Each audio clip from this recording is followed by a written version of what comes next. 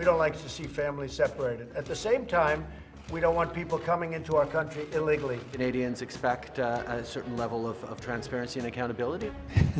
These times are pretty tough, right? It's inappropriate to send explicit photos and videos to people you've never met.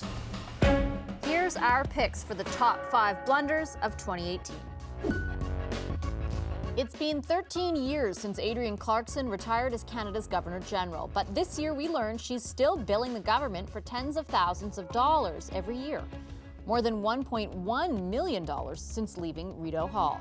I'd like to know what she spends it on, and I don't know. So I think that is an important question for Canadians to ask. What surprised many? The expense claims are completely legit. Former governors general are entitled to a lifetime of public funding for office and travel expenses.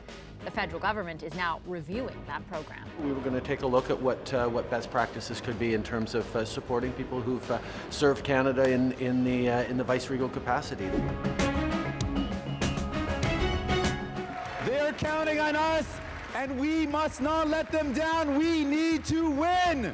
It's been a challenging year for the New Democrats. Leader Jagmeet Singh has lost some experienced teammates. 9 veteran MPs won't run in next year's election.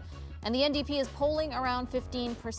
Fundraising is weak too. Documents filed with Elections Canada shows the party had negative net assets of just over $3 million in 2017, the deepest hole the NDP has been in since way back in 2001. I want you all to know that I intend to run in the upcoming by-election here in Burnaby South. For more than a year, Singh has had to lead the party from outside the House of Commons. He'll vie for a seat in Parliament next year. You look at what's happening in Europe, you look at what's happening in other places. We can't allow that to happen to the United States, not on my watch. The stories were both heartbreaking and politically explosive. Crying migrant children forced from their parents into separate detention centers. It was U.S. President Trump's zero-tolerance policy for illegal immigration at the border, but it didn't sit well with some Americans. Stop separating families! Stop separating families! Protests erupted across the country. Trump, though, did not back down. Strong borders, no crime. The outrage, though, and the upcoming midterms finally forced the president's hand. So we're going to have strong, very strong borders, but we're going to keep the families together. Days later, a federal judge ordered Trump to reunify the 2,500 children separated from their families.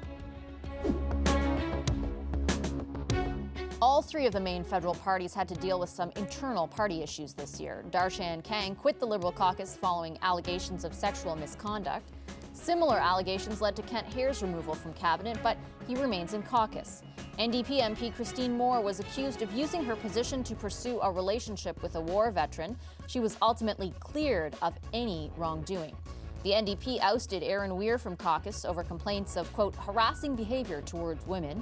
And who can forget the sexting scandal that ended Tony Clement's longtime run with the Conservatives? He now sits as an independent after admitting to several inappropriate online exchanges.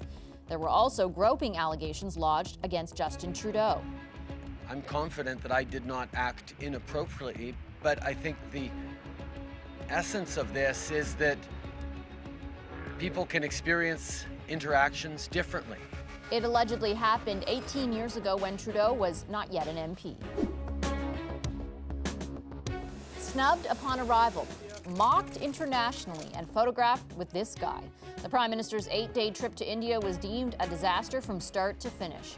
Not one senior member of the Indian Prime Minister's cabinet greeted Trudeau's delegation at the airport. Trudeau was then criticized for the trip's excessive photo ops and lack of business. And Indians ridiculed his wardrobe for its cultural overkill.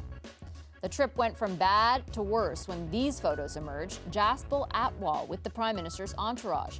Atwal is a former Sikh separatist convicted of attempting to murder an Indian cabinet minister. Obviously, this situation was unacceptable. Like I said yesterday, this individual never should have been invited. The government scrambled to explain how it all happened. First, Liberal MP Randeep Sarai was blamed for inviting Atwal. Then Trudeau's national security advisor said rogue factions within India were behind the whole thing.